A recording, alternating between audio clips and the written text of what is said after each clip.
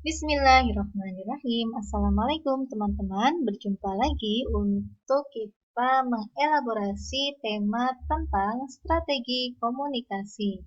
Pada kesempatan kali ini, mari kita tengok terlebih dahulu apa konsep dari strategi komunikasi. Strategi komunikasi menunjukkan suatu usaha untuk mencapai tujuan komunikasi melalui perencanaan dan manajemen komunikasi. Karena tidak hanya terlibat dalam hal perencanaan yang berarti tindakan komunikasi, tapi juga manajemen komunikasi berarti strategi komunikasi juga meliputi bagian proses dari tindakan komunikasi, juga bagian evaluasi.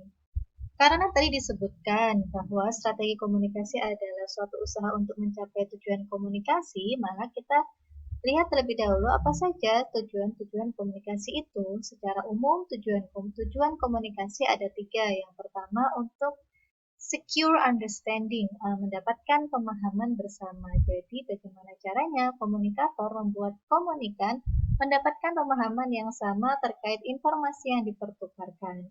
Kemudian yang kedua ada to establish acceptance.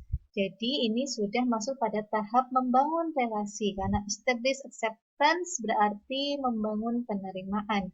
Jadi bagaimana caranya komunikator melakukan tindakan komunikasi sehingga komunikan dapat menerima untuk membangun relasi yang lebih mendalam lagi dengan komunikator. Yang ketiga adalah to motivate action atau untuk memotivasi suatu aksi. Tentu sekarang teman-teman tahu bahwa baik tujuan yang pertama to secure understanding, to establish acceptance, hingga to motivate action adalah bagian dari komunikasi yang efektif karena berusaha untuk melakukan tindakan komunikasi dalam rangka mencapai efek yang diinginkan. Namun secara lebih khusus, to motivate action ini merujuk pada komunikasi interpersonal yang persuasif. Ada banyak hal untuk melihat bagaimana caranya melakukan strategi komunikasi.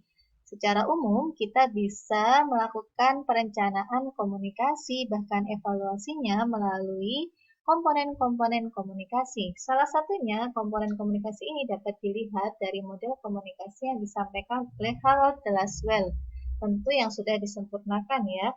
Mari kita lihat kata Laswell yang sudah disempurnakan ini. Komunikasi adalah who says what, in which channel, to whom, with what effect, and with what feedback. With what feedback. Jadi dari kalimat tersebut, who says what, siapa mengatakan apa, in which channel dengan saluran apa, to whom kepada siapa, with what effect dengan efek apa, dan with what feedback dengan timbal balik apa begitu ya.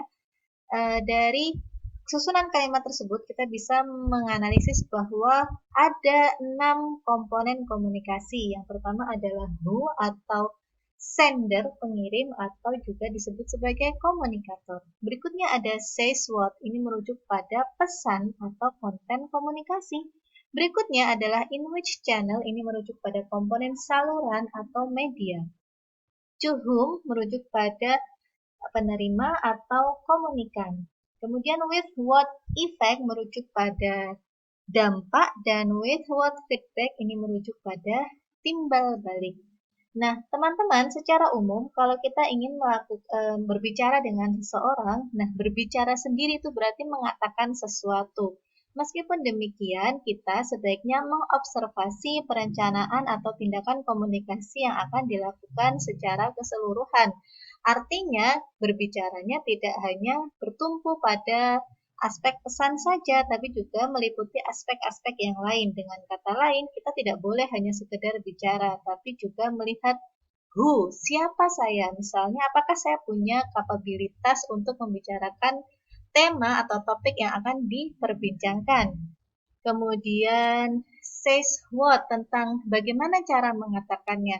Misalnya tentu saja berbeda saat seseorang akan menyampaikan hal yang menggembirakan terkait promosi jabatan misalnya, atau hal yang menyedihkan seperti surat skorsing, dan seterusnya, tentu susunan pesan yang disampaikan menjadi berbeda.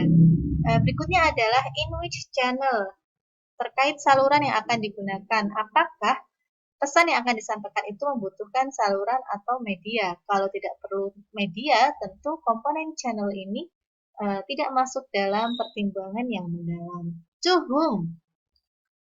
Komunikan. Aspek komunikan tentu berbeda. Segmentasi komunikan yang berbeda menghasilkan treatment pesan yang juga berbeda.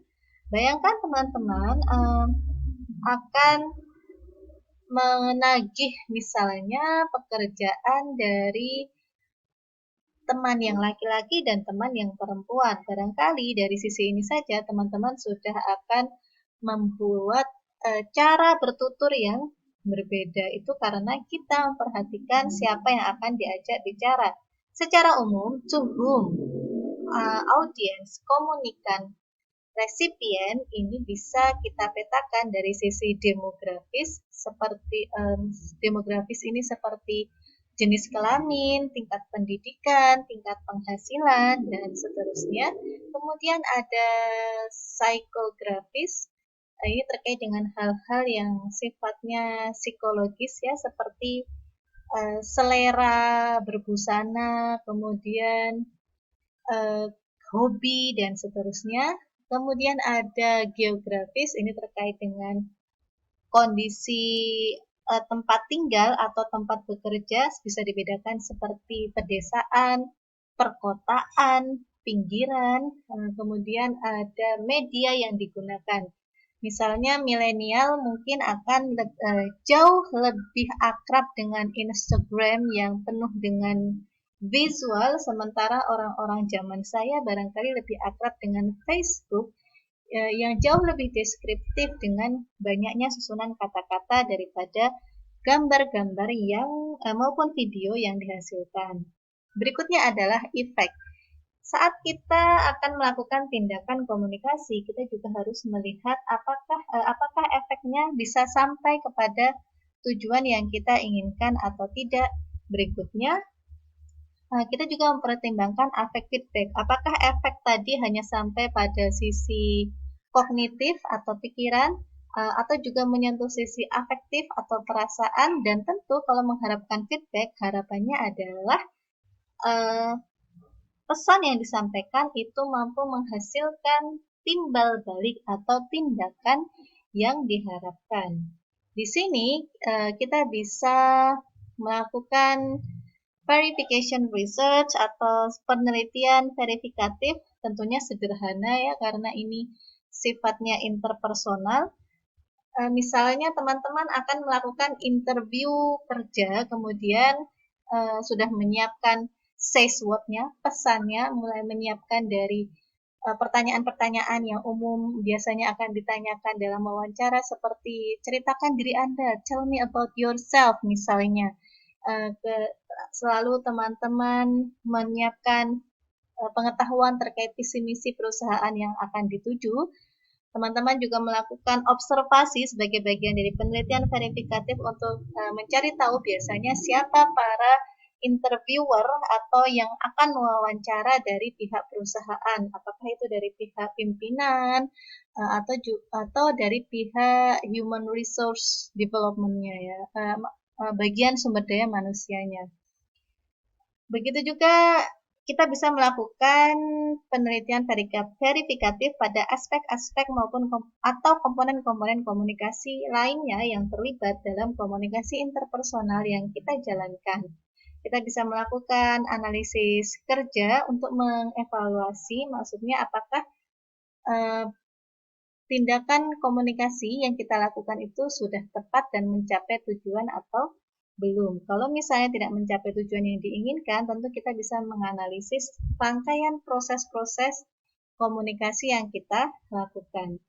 Call to action ini merujuk pada bahwa efek komunikasi yang diharapkan itu sampai pada tindakan ya. Jadi sampai pada level feedback yang relatif bisa diindra oleh manusia. Begitu. Assalamualaikum warahmatullahi wabarakatuh.